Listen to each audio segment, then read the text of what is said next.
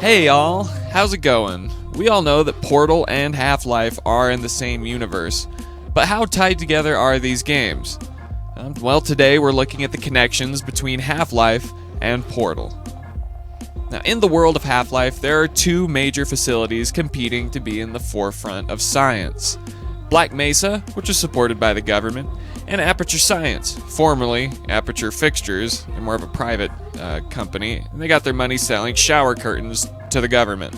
So maybe they are government supported. Now, both of these facilities had their fair share of scientific advancements and held a variety of different breakthroughs, but where the investors were interested and where most of the top people went to was in the field of teleportation. In the Half-Life universe, teleportation is the next big thing. It's gonna be huge. It's the next Clark Kardashian makeup kit. It's the next, what's coming out at McDonald's, the new special. I don't know. Everyone who's top in their field is aiming for this discovery. And anything Black Mesa was doing, Aperture was right on their tails. Now, Black Mesa utilized Zen crystals for their teleportation. They acquired these from Zen, the border world, which is basically a midway point in dimensions, and used it as kind of a slingshot in order to end up back on Earth in a specific place. Black Mesa was getting pretty far in their research, while Aperture Science had to declare bankruptcy. But not before inventing their own portal technology, the portal gun, which from all we know works with quantum tunneling. It's simple shit, really. Around this time, Gladys was created by uploading Carolyn's consciousness into an artificial intelligence, and Cave Johnson died, leaving her to conduct all the experiments. Eventually, the Black Mesa incident occurred, which pretty much halted all advancements in portal technology. That establishes the foundation of kind of the backstories of Black Mesa and Aperture Science. Now, Aperture Laboratories appears pretty unaffected by the Black Mesa incident. We don't have hound eyes running amok or bull squids bull-squiddling themselves around in the Portal games, but there are some little snippets that we can pick up from here that have some sort of connection to the Half-Life games or Black Mesa. For example, in an audio file of Doug Rattmann, a lone survivor of Gladys's infamous spraying down the labs with neurotoxin, and he also happens to be a schizophrenic. Either way, Doug Rattmann says some very interesting things. Play audio clip.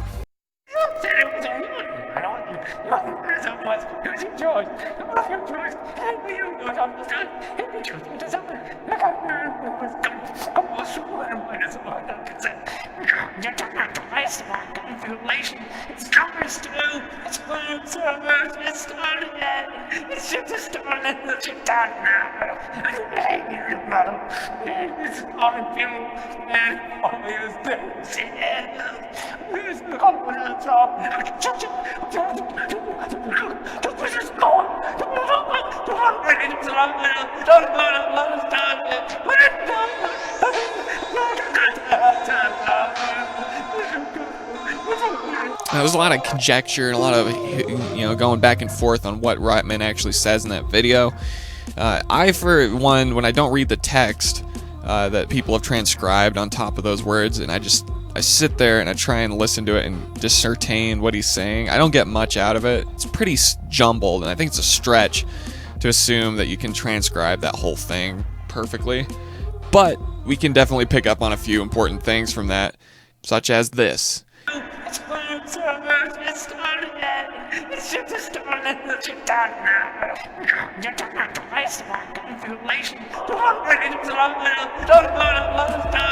Right there, we hear a few mentions of Black Mesa, pretty clearly, as clearly as this crazy guy gets, as well as the ship being stolen.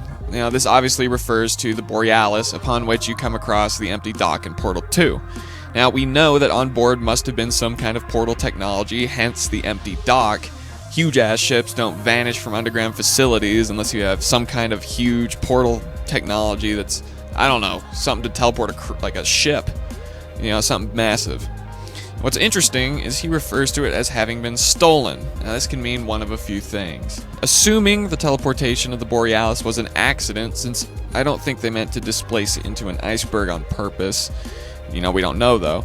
That would mean it was lost, not stolen. Half-Life 2 Episode 2 takes place somewhere in, late 2010s to 2020s, somewhere in that area, probably 2020s. And Portal 1 occurs around 2010, during that time frame-ish as well. Since Portal 2 takes place many, many, many years, potentially, after the events of Half-Life 2 Episode 2, which we know the events of an Episode 3 would be to find the Borealis and acquire it for the rebels. If they do acquire the Borealis, it was just lost. But now, if in Episode 3 everything goes how we think it would go, it has been stolen from the people at Black Mesa. Gordon, Kleiner, Magnuson, G-Man.